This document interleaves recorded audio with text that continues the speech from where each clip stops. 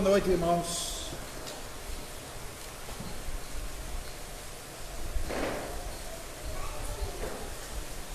Bem-vindo a todos vocês e vocês que estão assistindo online. Deus nos abençoe nesse culto essa noite. Quero começar com a leitura da palavra, Salmo 84.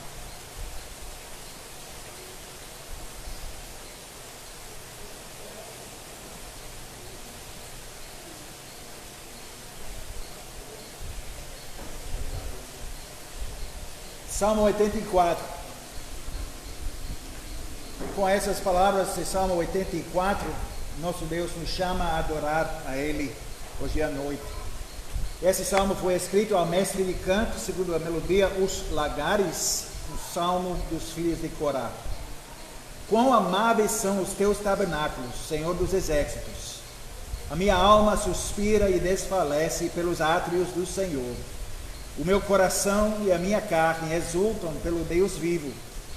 O pardal encontrou casa e a andorinha ninho para si, onde acolhe os seus filhotes. Eu, os teus altares, Senhor dos exércitos, Rei meu e Deus meu. Bem-aventurados os que habitam em tua casa, louvam-te perpetuamente. Bem-aventurado o homem cuja força está em ti, em cujo coração se encontram os caminhos aplanados, o qual, passando pelo vale árido, faz dele um manancial de bênçãos e o cobre a primeira chuva. Vão indo de força em força, cada um deles aparece diante de Deus em Sião. Senhor, Deus dos exércitos, escuta-me a oração. Presta ouvidos, ó Deus de Jacó. Olha, ó Deus, escudo nosso, e contemple o rosto do teu ungido. Pois um dia nos teus átrios vale mais que 1000. Prefiro estar à porta da casa do meu Deus e a permanecer nas tendas da perversidade. Porque o Senhor Deus é sol e escudo. O Senhor dá graça e glória. Nenhum bem sonega aos que andam retamente. Ó Senhor dos exércitos, feliz o homem que em ti confia.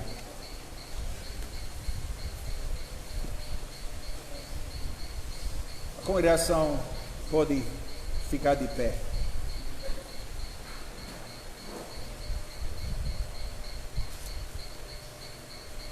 Amada congregação do nosso Senhor Jesus Cristo, onde está o nosso socorro? O nosso socorro está em nome do Senhor, Criador dos céus e da terra. Amém. Graça a vós e paz, da parte de Deus nosso Pai e do Senhor Jesus Cristo. Amém. Vamos cantar agora em resposta à saudação do nosso Deus, hino 28, página 61 no inário, hino 28, vós criaturas de Deus Pai.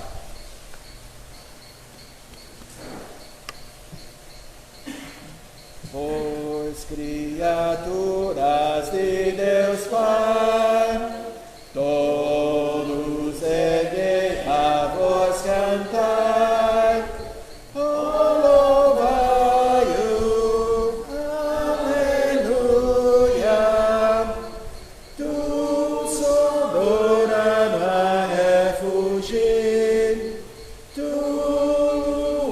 Prata reluzir, oh,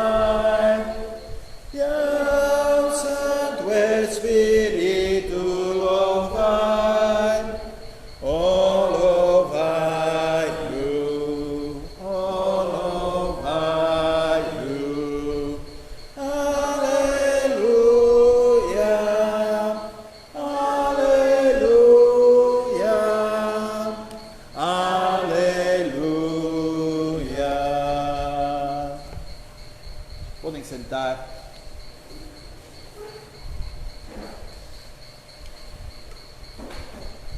Vamos orar, vamos pedir a Deus a bênção sobre nosso culto essa noite.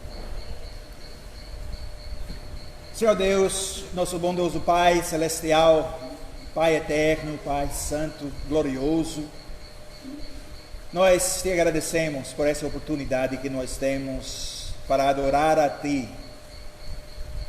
E te agradecemos que podemos fazer isso 2 vezes hoje, apesar do fato que ainda nos encontramos numa situação difícil e estranha. Ainda assim, alguns de nós podemos estar aqui e outros assistindo. Nós pedimos, Senhor, a volta às coisas normais, à situação normal. E nós pedimos a Tua presença nessa situação. Pedimos a ação sobrenatural entre nossos líderes e mudanças de corações, para que nós possamos nos reunir regularmente mais uma vez. E, Senhor, enquanto não podemos fazer isso, nos ajuda, nos dá o socorro que nós precisamos, porque nós precisamos de Ti, nós precisamos da comunhão, nós precisamos experimentar a comunhão dos santos. Não é algo que nós podemos simplesmente deixar, é algo que nós precisamos para nos encorajar, para nos fortalecer. Então, Senhor, nós rogamos a volta dos cultos, a volta das reuniões e a volta à vida normal. Nós sabemos que todas essas coisas estão nas Tuas mãos, e nós sabemos que Tu és o Deus Todo-Poderoso e pode fazer isso, se é a Tua vontade, e nós rogamos que seja a Tua vontade. Senhor, te agradecemos por Tua palavra, que podemos abrir e podemos ler essa noite. Nos ajuda a entender a palavra, nos ajuda a focar nossa atenção nessa leitura, nos ajuda a receber a Tua sabedoria nessa palavra e ouvir a Tua voz. Porque nós sabemos que nessa palavra nós temos mais do que palavras escritas por homens. Nós temos a palavra do próprio Deus, a palavra inspirada pelo Espírito Santo, a luz para nossos pés, a lâmpada para nosso caminho. Nós precisamos da palavra, nos ajuda a ser o povo da palavra, o povo do livro da Bíblia. Nos ajuda a fazer a leitura regularmente, dá-nos a vontade que precisamos para fazer isso. Devoções, meditações e o culto doméstico nos ajuda, Senhor, a permanecer fiéis nessas coisas, especialmente nesses tempos difíceis. E, Senhor, também abençoa a pregação. Nós sabemos que a pregação precisa ser baseada na Tua palavra, e que essa pregação seja feita na base da Tua palavra, e nos ajuda os ouvintes a receber essa palavra e a trabalhar com essa palavra. E abençoa essa congregação, a congregação aqui em Alberto Maia, também a congregação em Beberibe, a igreja de Grande Recife, e também nossas igrejas irmãs. Abençoa a nossa confederação de igrejas, as igrejas reformadas do Brasil. Nós estamos vivendo momentos difíceis. Nos ajuda a ficar firmes na verdade, em obediência a Ti. Apesar dos desafios, nos ajuda a confiar em Ti. E abençoa a pregação do Evangelho em todos os lugares onde está acontecendo fielmente hoje. Abençoa Teu povo, os oficiais das igrejas, os pastores e todos os membros. E também nós pedimos a bênção sobre nossos esforços de evangelização, para que nós possamos alcançar muito mais pessoas com as boas novas de Jesus Cristo. E abençoa todos nós, nos ajuda a buscar tudo o que precisamos somente de Ti. Nos abençoa essa noite. Em nome de Cristo nós oramos. Amém.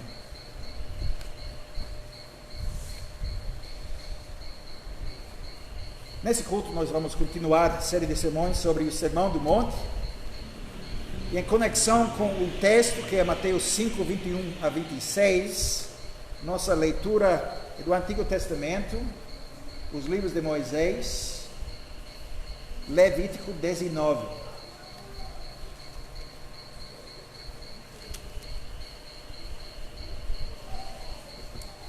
Levítico 19, versículos 1 a 18.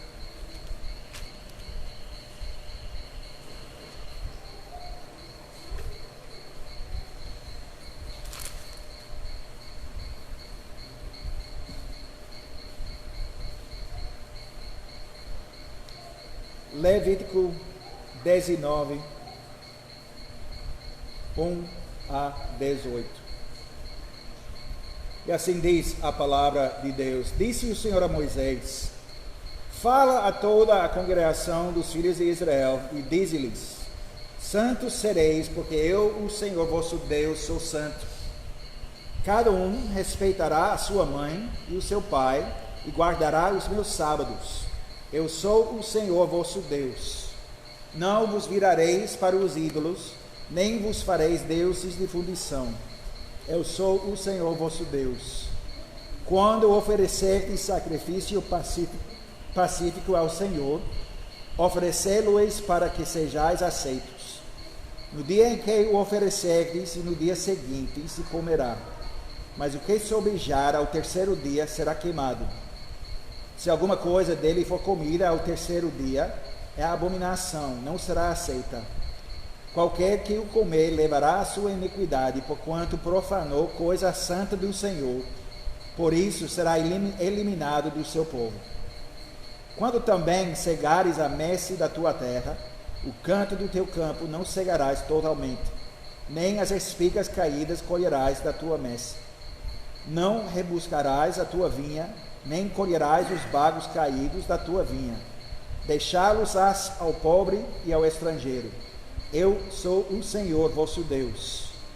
Não furtareis, nem mentireis, nem usareis de falsidade cada um com o seu próximo, nem jurareis falso pelo meu nome, pois profanarieis o nome do vosso Deus. Eu sou o Senhor. Não oprimirás o teu próximo, roubarás. A paleiro não ficará contigo até pela manhã. Não amaldiçoarás o surdo, nem porás tropeço diante do cego, mas temerás o teu Deus. Eu sou o Senhor. Não farás injustiça no juízo, nem favorecendo o pobre, nem comprazendo ao grande. Com justiça julgarás o teu próximo. Não andarás como o mexeriqueiro entre o teu povo. Não atentarás contra a vida do teu próximo. Eu sou o Senhor. Não aborrecerás teu irmão no teu íntimo, mas repreenderás o teu próximo, e por causa dele não levarás sobre ti pecado. Não te vingarás, nem guardarás ira contra os filhos do teu povo, mas amarás o teu próximo como a ti mesmo. Eu sou o Senhor. Até aqui a leitura da Santa Palavra de Deus. E agora vamos cantar nossa resposta. Vamos cantar Salmo 98. Os primeiros dois estrofes, 1 e 2. Página 38, Salmo 98. A Deus cantai um novo canto. A Deus cantai um novo canto, pelos milagres que criou, por sua mão e braço santo, esta vitória alcançou. A todo o povo é proclamado que o Senhor é Deus fiel, sua justiça tem mostrado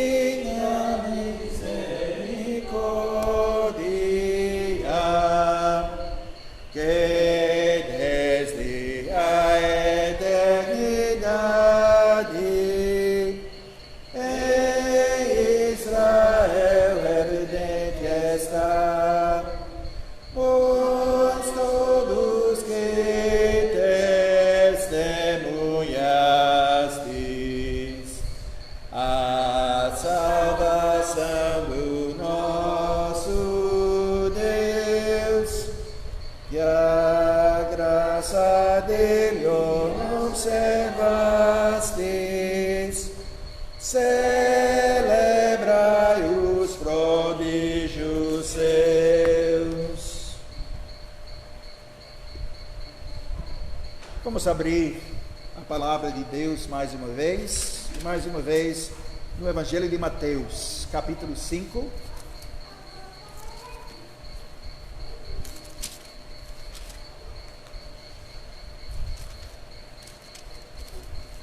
Mateus, capítulo 5, versículos 21 a 26. Mateus 5, 21 a 26, e assim diz a palavra de Deus nessa passagem: ouvistes que foi dito aos antigos, não matarás, e quem matar estará sujeito a julgamento. Eu, porém, vos digo que todo aquele que se irar contra seu irmão estará sujeito a julgamento, e quem proferir um insulto a seu irmão estará sujeito a julgamento do tribunal, e quem lhe chamar tolo estará sujeito ao inferno de fogo. Se, pois, ao trazeres ao altar a tua oferta, ali te lembrares de que teu irmão tem alguma coisa contra ti, deixa perante o altar a tua oferta, vai primeiro reconciliar-te com teu irmão, e então, voltando, faze a tua oferta. Entra em acordo sem demora com o teu adversário, enquanto estás com ele a caminho, para que o adversário não te entregue ao juiz, o juiz ao oficial de justiça, e sejas recolhido à prisão. Em verdade te digo que não sairás dali enquanto não pagares o último centavo. Até aqui a leitura do texto do sermão. Que Deus abençoe a leitura da palavra e também a pregação da palavra esta noite.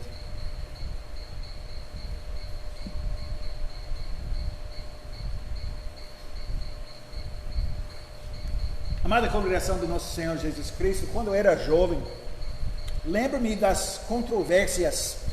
Eu cresci na igreja reformada, e lembro-me das controvérsias sobre o que significa guardar o dia do Senhor. Havia muitas perguntas importantes para nós jovens. Você poderia andar de bicicleta no domingo? Você poderia assistir à televisão?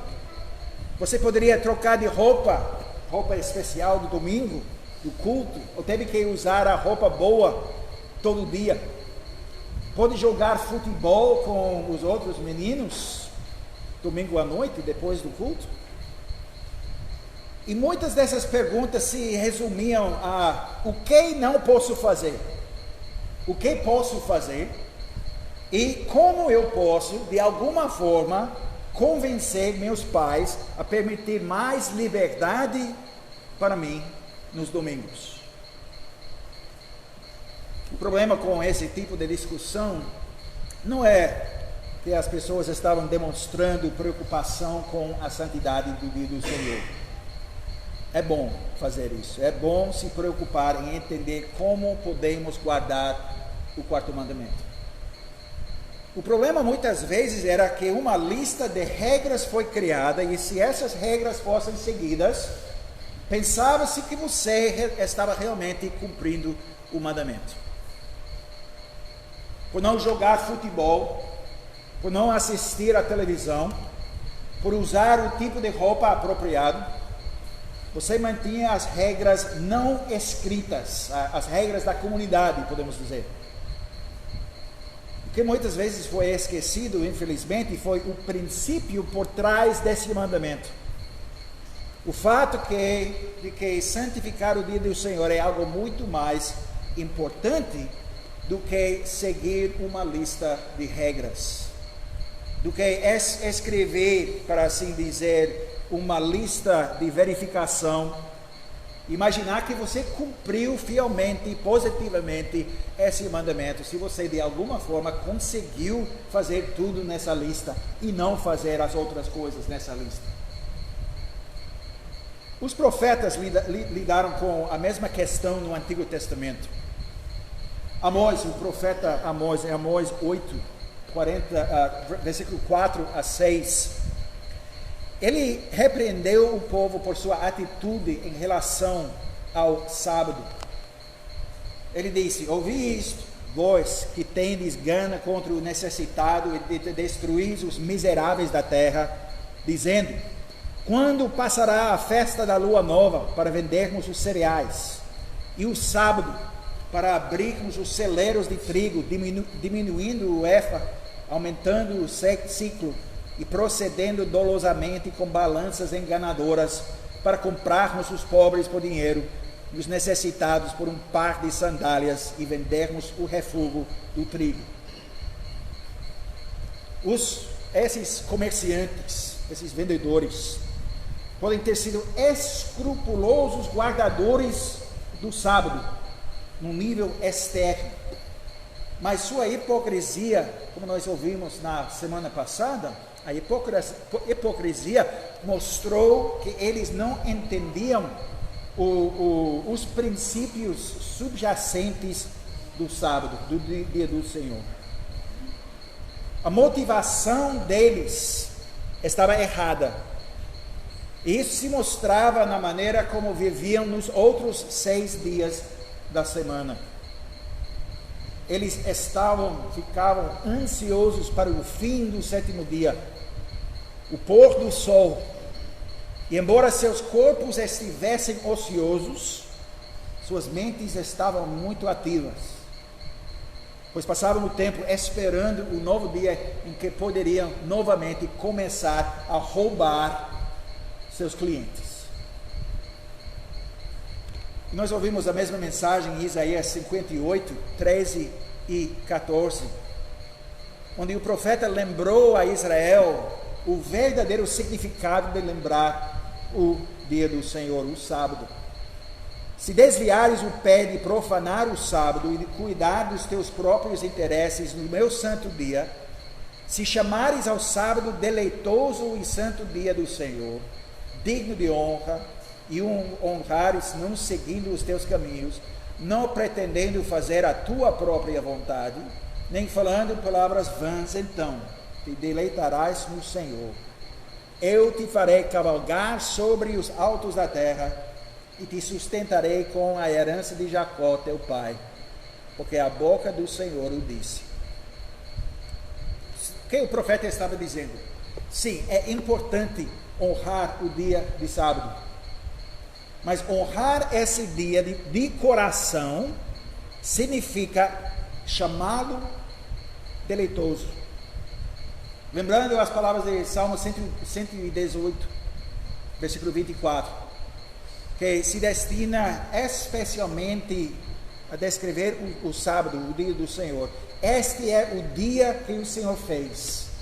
Regozijemo-nos e alegremo-nos nele. E agora, nosso texto de Mateus 5 não é sobre o sábado, não é sobre o dia do Senhor, o 4º mandamento. Mas eu uso este exemplo porque os princípios são os mesmos. O fato é que o 4º mandamento é fácil de guardar se você transformar o mandamento numa questão de simplesmente seguir uma lista de regras. Pode ser oneroso, pode ser cansativo, pode ser qualquer coisa além de alegre, mas se tudo que você pensa, quando pensa em manter o dia do Senhor, lembrar o dia do Senhor, é obediência externa a uma série de regulamentos, se conseguir esses regulamentos, você pode se considerar bastante bem sucedido na área de guardar o 4º mandamento. Muito bom. Parabenize a si mesmo, porque você realmente cumpriu um dos mandamentos de Deus.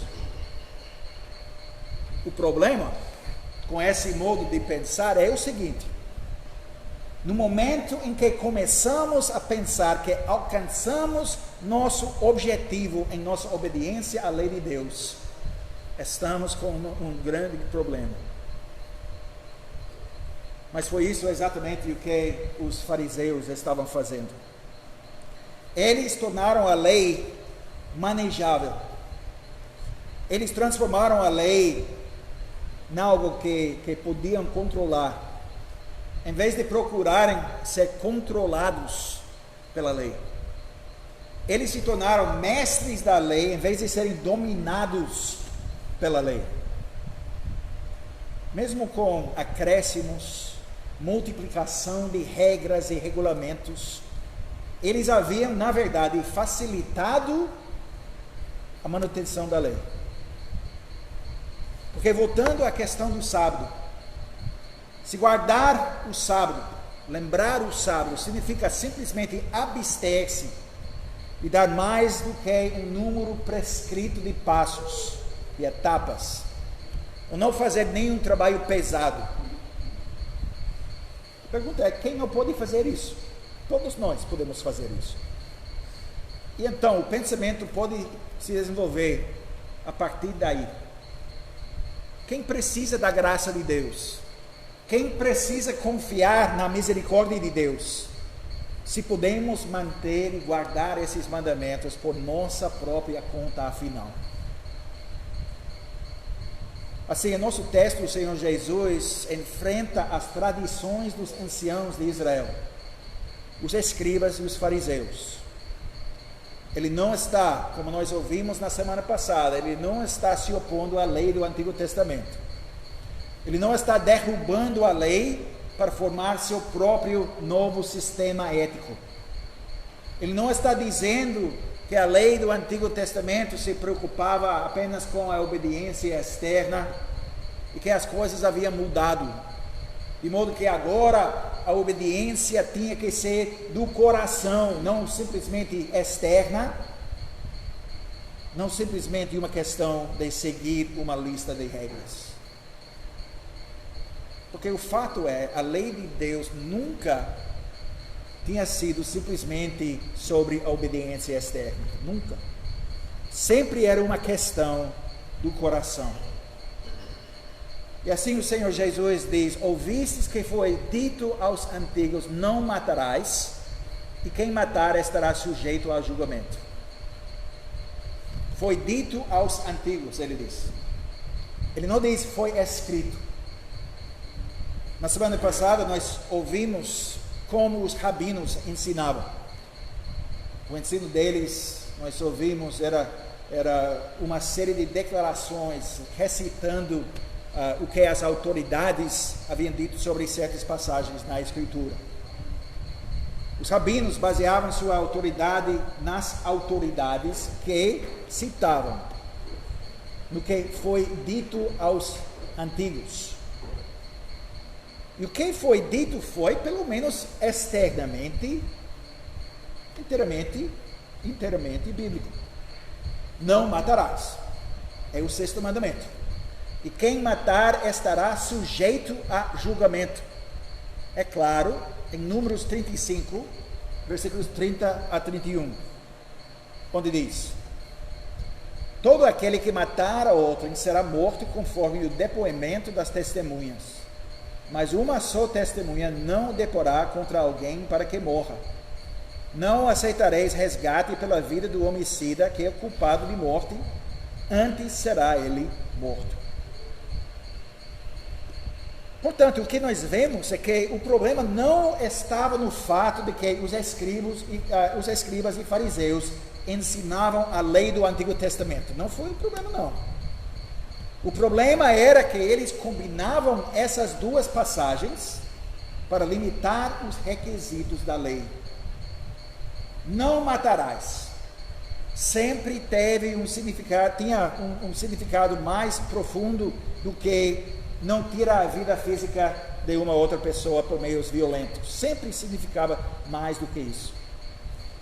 E nós já lemos sobre isso em nossa leitura de Levítico 19, versículos 16 a 18, onde diz em versículo 16: não andarás como mexeriqueiro entre o teu povo, não atentarás contra a vida do teu próximo, eu sou o Senhor.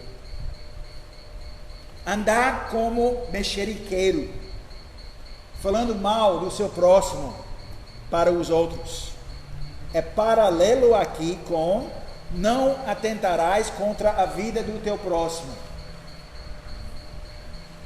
Em outras palavras, a difamação, destruindo a reputação do seu próximo, é claramente uma violação da lei de Deus. Mesmo que você nunca imponha a mão ao seu próximo, ou faça algum dano físico ao seu próximo, você ainda pode matar a reputação dele, e ao fazer isso, estará violando o sexto mandamento, quebrando esse mandamento. Então o Senhor continua em Levítico: não aborrecerás teu irmão no teu íntimo, mas repreenderás o teu próximo, e por causa dele não levarás sobre ti pecado. Não te vingarás, nem guardarás ira contra os filhos do teu povo, mas amarás o teu próximo como a ti mesmo. Eu sou o Senhor. Claramente, guardar o sexto mandamento significava muito mais do que abster-se de esfaquear alguém até a morte e espancá-lo com um objeto duro e pesado. Igualmente, claro, na lei, era o fato de que a punição pelo pecado não se limitava a estar sujeito ao julgamento, como disseram os fariseus. Porque quando disseram que os assassinos estariam sujeitos ao julgamento, estavam falando sobre o julgamento do conselho dos anciãos, e não sobre o julgamento de Deus. Na verdade, eles estavam dizendo isso: não matarás. Por quê? Porque se o fizer, terá problemas, e problemas nessa vida. Eles limitaram o comando e limitaram as sanções por violar esse comando. Lembre-se que esses eram homens que o Senhor Jesus acusaria mais tarde de devorar as casas de viúvas, negligenciando justiça, misericórdia, fidelidade, como nós ouvimos na leitura na semana passada, serem cheios de ganância, autoindulgência. A visão dos fariseus, dos escribas da lei, e o que significa guardar a lei, que lhes permitia fazer todas essas coisas, enquanto ainda imaginavam eram justas. Essa visão da lei foi completamente errada. Mas em resposta, o Senhor Jesus fornece uma explicação verdadeira e perfeita do sexto mandamento. O que significa guardar o sexto mandamento? Qual seria o resultado para a pessoa que não o guarda? Se você está com raiva com seu irmão, estará sujeito a julgamento. Se você insultar seu irmão, de uma maneira será responsável perante o conselho. E se você disser seu tolo, estará sujeito ao inferno do fogo. Portanto, obviamente não é apenas matar alguém fisicamente que o tornará sujeito ao julgamento. É a raiva que pode levar a esse ato de assassinato. A raiva que é a raiz do assassinato. Quando o Senhor Jesus diz: e quem proferir um insulto ao seu irmão, literalmente ele está dizendo: quem diz ao seu irmão raca. E raca é uma palavra aramaica que significa vazio. E assim dizendo raca para uma outra pessoa, para seu irmão, provavelmente significa chamar seu irmão de uma pessoa de cabeça vazia, dando a inteligência do irmão, dizendo que ele é deficiente mentalmente ou é estúpido. Então, quando ele diz, e quem lhe chamar tolo, ele usa a palavra grega nesse lugar, moros, e essa palavra significa idiota. Mas essa palavra não se refere à capacidade intelectual de uma pessoa, mas ao caráter da pessoa. é o equivalente à palavra insensato no Antigo Testamento, como usado nos Salmos, especialmente. Podemos pensar, por exemplo, em Salmo 53, versículo 1. E nós lemos nesse versículo: diz o insensato no seu coração, não há Deus. Corrompem-se e praticam iniquidade, já não há quem faça o bem. E Provérbios capítulo 10, versículo 8. O sábio de coração aceita os mandamentos, mas o insensato de lábios vem a arruinar-se. Assim, com essas duas afirmações, Jesus está dizendo que insultar a inteligência de uma pessoa e insultar o caráter são o equivalente ao assassinato aos olhos de Deus. E o que aprendemos disso? Que antes de tudo, que nenhum de nós podemos nos declarar inocente quando acusado da violação do sexto mandamento.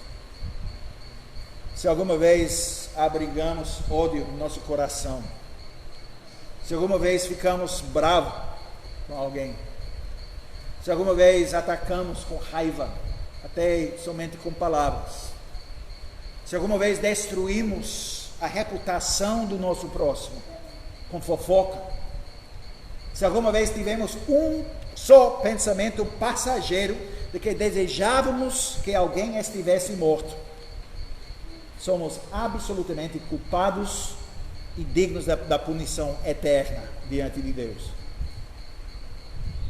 A explicação de Jesus sobre o sexto mandamento é bem mais breve do que qualquer explicação que um dos escribas, um dos fariseus teria oferecido. Ele não entra em todo tipo de detalhes sobre o mandamento. E existe uma boa razão para isso. Os fariseus apelaram ao desejo das pessoas por ordem e ao desejo de ter tudo disposto numa série de regras muito fáceis de entender. Mas o Senhor Jesus nunca entrou nesse jogo, porque as questões em jogo são muito maiores do que os escribas e fariseus queriam acreditar. O que está em questão é o coração. Onde está seu coração? Se seu coração está cheio de ódio, inveja, despeito, ciúme, amargura, obviamente não está cheio do amor e temor do Senhor. Se você se sentir consumido pela raiva, atacando pessoas sobre coisas pequenas, não importantes, sendo impaciente com outras pessoas, menosprezando as pessoas que você considera estúpidas ou tolas, as bem-aventuranças testemunham contra você.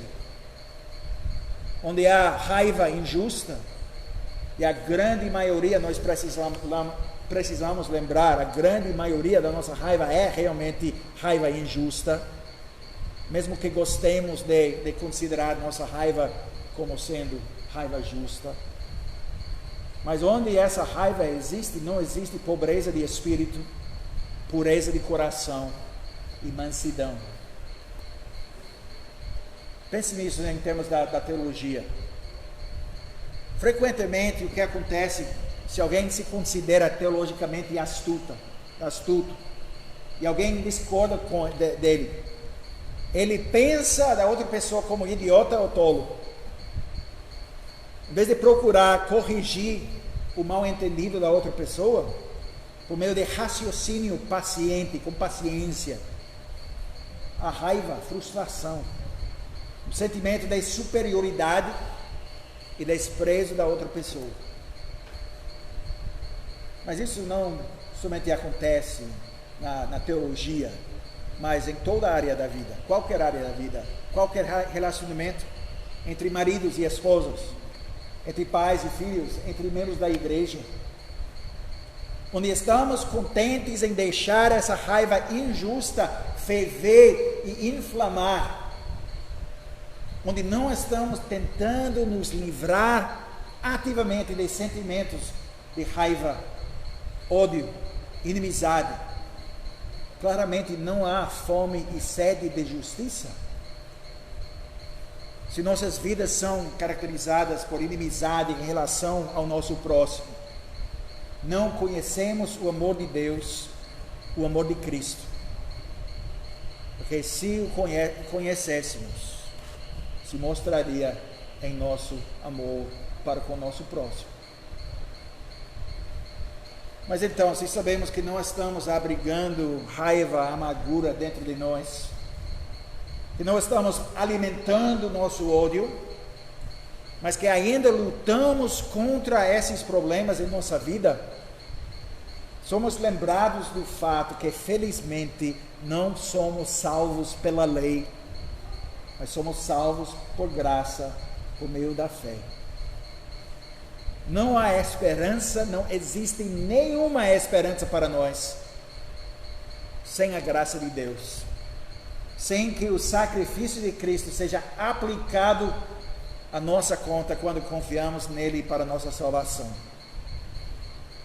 Porque cada um de nós, sem exceção, se nos examinarmos honestamente, verá muitas vezes, talvez até na semana passada, talvez até esta manhã, ou hoje à tarde, quando ainda não cumprimos as verdadeiras exigências de Deus no sexto mandamento. No nosso catecismo de Heidelberg, nós confessamos que até o mais santo tem apenas o comércio de nós. E assim os ensinamentos do nosso Senhor Jesus aqui nos lembram mais uma vez que precisamos dele. Ele nos lembra que não veio ao mundo para que pudéssemos ser pessoas melhores e mais morais. Ele veio para dar a vida, para nos salvar. Porque nós somos constitucionalmente incapazes de ser as pessoas melhores e mais morais que deveríamos ser. Nós precisamos que a justiça de Cristo seja acreditada à nossa conta, porque não temos o que é necessário para chegar ao tribunal de Deus sem que Ele tenha pago o preço por nossos pecados. E ainda assim, sabendo o fato de que ficaremos aquém, que fracassaremos, nós precisamos lutar para ser o que o Senhor Jesus diz que deveríamos ser aqui. Ele nos dá, e também precisamos nos lembrar disso, Ele nos dá seu Espírito Santo para que possamos começar a cumprir não apenas alguns, mas todos os mandamentos, como também confessamos em nosso catecismo. E ele fornece agora 2 exemplos de como devemos fazer isso. Um que tem a ver com nosso relacionamento com nossos irmãos dentro da igreja, as pessoas com quem nós adoramos a Deus. E outro exemplo que tem a ver com nossos relacionamentos gerais, com as pessoas com quem fazemos negócios, para assim dizer. Isso nos leva ao terceiro ponto desse sermão: como devemos viver o pleno significado da lei. O Senhor Jesus fala, em primeiro lugar, sobre a adoração no templo. E para colocar o que ele diz em termos da nossa situação, de nosso contexto, eu posso dizer isso. Se você estiver na igreja, no meio de um culto, e de repente se lembrar que seu irmão tem uma queixa contra você, saia da igreja imediatamente para consertar o relacionamento. Não espere até o culto terminar. Procure seu irmão e peça perdão. Primeiro vá, depois venha. Primeiro vá e seja reconciliado com seu irmão, depois venha e ofereça sua adoração a Deus. Irmãos, o que o Senhor é realmente, verdadeiramente radical.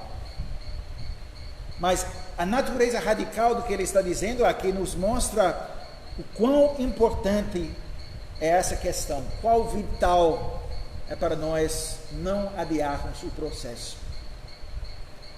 Normalmente, você sabe muito bem, não incentivamos as pessoas a sair no meio de um culto.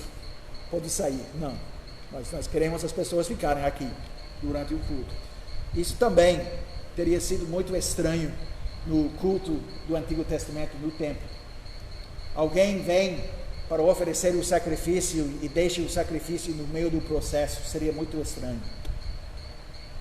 As pessoas teriam olhado a tal pessoa de maneira muito estranha, assim como as pessoas certamente olharão para você estranhamente, para vocês que estão aqui, se você fizer o que o Senhor Jesus diz nessa passagem.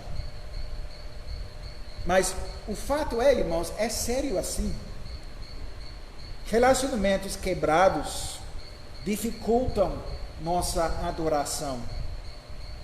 Se sabemos que nosso irmão tem algo contra nós, e nós precisamos observar o que o Senhor Jesus não diz aqui, se te lembrares de que tu tens alguma coisa contra teu irmão, ele não diz isso, mas ele diz, se lembrares de que teu irmão tem alguma coisa contra ti. Então, se você perceber que seu irmão tem alguma coisa contra você, faça o que for preciso para corrigir as coisas, a situação. E faça agora, sem demora. O Senhor Jesus disse isso. Isso significa que não devemos ter medo de fazer isso também. Se você está no culto, se Deus quiser, vamos voltar aos cultos normais para vocês que estão em casa. Mas se você está no culto e sabe que seu irmão tem alguma coisa contra você, saia. Faça as coisas certas.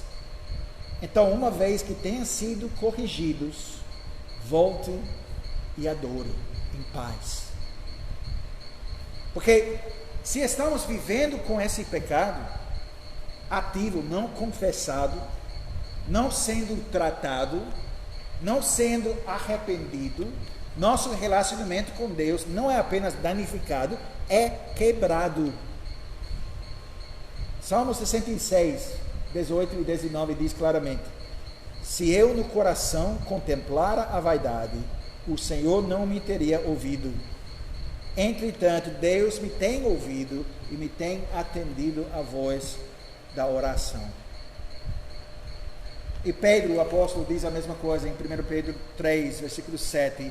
Ele diz num contexto diferente: maridos, vós igualmente vivei a vida comum do lar com discernimento, e tendo consideração para com a vossa mulher como parte mais frágil, tratai-a com dignidade, porque sois juntamente herdeiros da mesma graça de vida, para que não se interrompam as vossas orações. Nutrindo o ódio, atiçando as chamas do assassinato em nossos corações, enquanto continuamos adorando a Deus, é a pior forma de hipocrisia. Torna a nossa adoração uma farsa, realmente. Atrapalha a nossa vida de adoração. Torna todos os nossos atos externos de desobediência, torna todos os nossos atos de obediência absolutamente sem sentido. Se desejamos um relacionamento vivo com nosso Deus, como deveríamos desejar, devemos manter e nutrir nossos relacionamentos com nossos irmãos. É essencial. Falando positivamente, é assim que cumprimos a lei que foi cumprida pelo Senhor Jesus. E então, no segundo exemplo, o Senhor Jesus nos diz para fazer as pazes rapidamente quando somos acusados de fazer algo errado. Se a acusação estiver correta, precisamos consertar as coisas. Se não o fizermos, seremos julgados, condenados e lançados na prisão. Faça o que puder para corrigir a situação e não demore ao fazê-lo. Os resultados mundanos nesse mundo são ruins o suficiente. Mas quando pensamos nisso, nos termos da eternidade, e o juiz supremo, o próprio Deus, os resultados são ainda mais assustadores. Portanto, sejam nossos relacionamentos com aqueles dentro da comunidade da aliança, os nossos relacionamentos no mundo, nós precisamos trabalhar ativamente para desenvolver, para construir, para edificar esses relacionamentos, para manter esses relacionamentos saudáveis.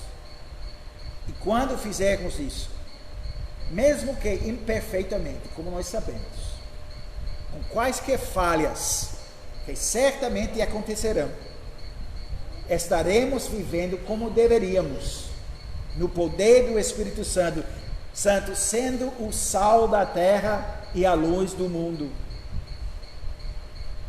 Meus irmãos, é assim que nós precisamos sobre a lei. Não como uma série de regras e regulamentos que são facilmente mantidos, guardados se trabalharmos o suficiente, mas nunca chegarmos ao cerne da questão, mas como um princípio da vida. Nosso coração precisa ser mudado, e essa mudança precisa se mostrar de maneira que como nós nos relacionamos com outras pessoas. O Senhor Jesus nos mostra a profundidade do mandamento, a profundidade que existia desde o início até no Antigo Testamento. A profundidade que os fariseus negavam em seus ensinamentos e também nas suas próprias vidas. Nosso Deus exige comprometimento total, de dentro para fora. Ele não está satisfeito com a obediência externa. Ele não é enganado pela conformidade superficial com as exigências da sua lei. Ele exige a dedicação completa, obediência sincera, não uma aceitação relutante de que existem certas coisas que não podemos ou não devemos fazer. Não. Obediência plena, com alegria do coração. E como nós já dissemos, podemos fazer isso perfeitamente? Claro que não. Mas isso não pode ser uma desculpa para nós, porque muitas vezes se torna uma desculpa para nós. Todos nós somos imperfeitos. É uma desculpa que vem com muita facilidade para nós. Porque não temos desculpa. Nós temos o Espírito Santo. Provamos os dons celestiais, a bondade da palavra de Deus, o poder da era vindoura. O Senhor Jesus era a autoridade suprema sobre a lei de Deus, porque Ele era seu autor, seu intérprete final. Se o amamos, como Ele disse, guardaremos seus mandamentos do coração. Amém. Oremos. Senhor Deus, nós ouvimos esta noite sobre como a lei é tão significativa, tão profunda. Tem um significado que vai além do que muitas pessoas pensam. É sobre muito mais do que a obediência externa, mas tem a ver totalmente com o coração. Senhor, nos ajuda. Nos ajuda porque não podemos nos ajudar. Não temos esforço em nós mesmos, nós temos poder, até não temos a vontade de fazer isso. Mas nos dê a vontade que precisamos, nos dê a força que precisamos, nos dê tudo que precisamos para amar nosso próximo, para não matar nosso próximo, ou com nossos pensamentos, nossa ira, nossa raiva e em nossos pensamentos sobre eles, mas nos ajuda a servir como uma bênção para o nosso próximo, para o nosso irmão. E nos ajuda a fazer isso começando agora, para que não deixemos esse arrependimento para algum tempo no futuro, mas nos ajuda a tomar esse aviso seriamente, levar a sério esse aviso.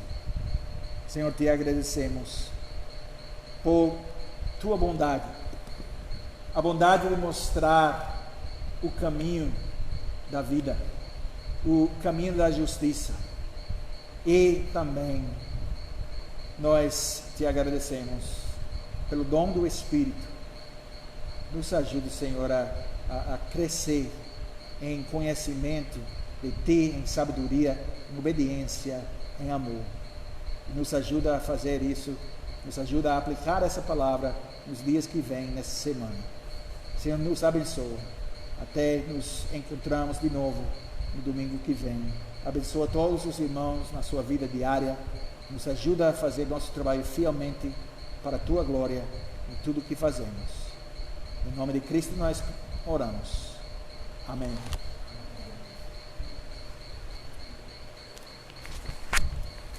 Vamos cantar agora a nossa resposta à pregação da palavra, Salmo 98, terceira e quarta estrofe. Enquanto nós fazemos isso, nós temos a oportunidade de dar as nossas ofertas para o Senhor, mostrando nossa gratidão de uma maneira bem prática com nossos bens, nossos posses, nosso dinheiro.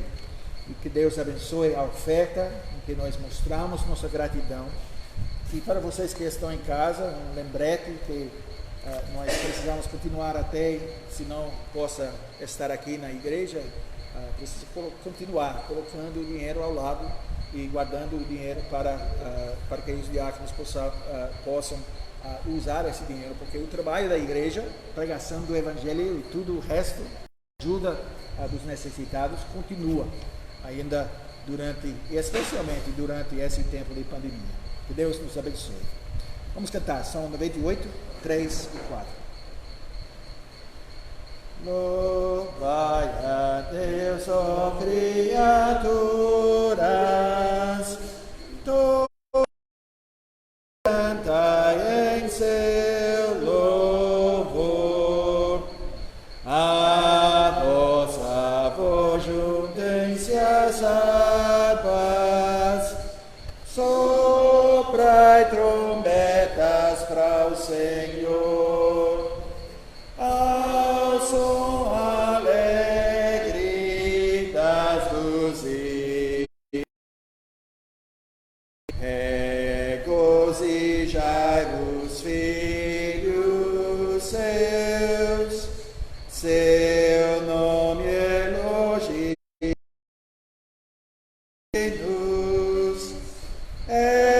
exultai, Rei é vosso Deus, bramai, ó mares abundantes, e montes rios jubilai, ó Deus habitantes, juntai-vos todos, exultai, pois vereis o Rei eterno, o juiz justo vem julgar os povos e por seu governo plena justiça implantar. A congregação pode ficar de pé e vamos confessar nossa fé.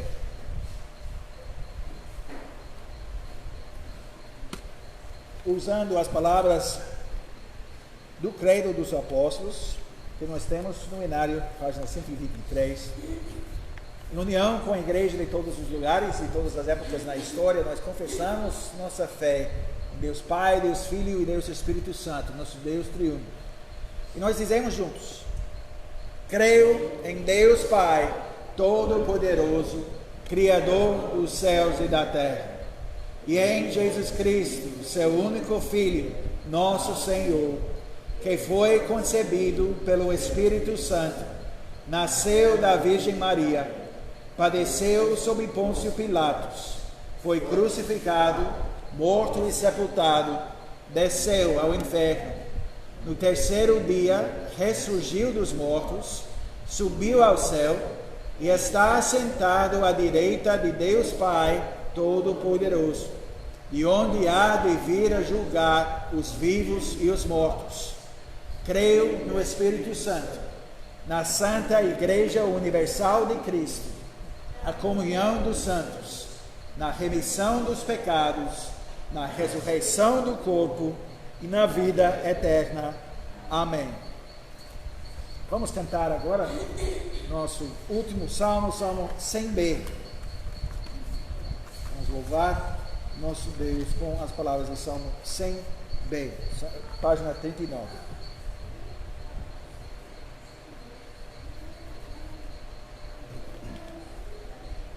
Oh, povos todos jubilai, servi a Deus e lhe cantai, apresentai-vos ao Senhor, com cânticos ao seu louvor. Sabe que o Senhor é Deus, Ele nos fez e somos seus, seu povo apacentará, como rebanho guiará. Por suas portas vinde entrai, no templo seu e nos cantai, e rendei graças ao Senhor. O nome seu é esplendor, pois o Senhor é Deus fiel, lembrando-se de Israel, de geração em geração, perdura sua compaixão.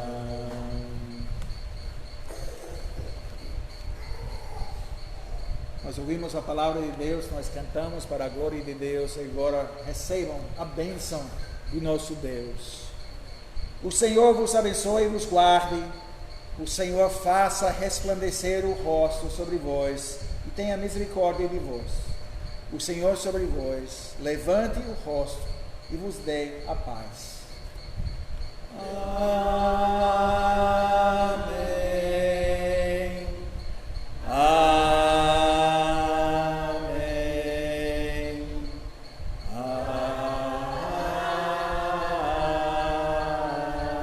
Amém.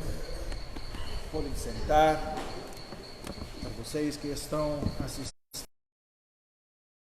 uma boa, abençoada semana, e nós vamos continuar a orar em prol da nossa nação, nossos líderes e a situação, para que nós possamos voltar à vida normal e experimentar de novo a bênção da comunhão dos santos e a comunidade da aliança.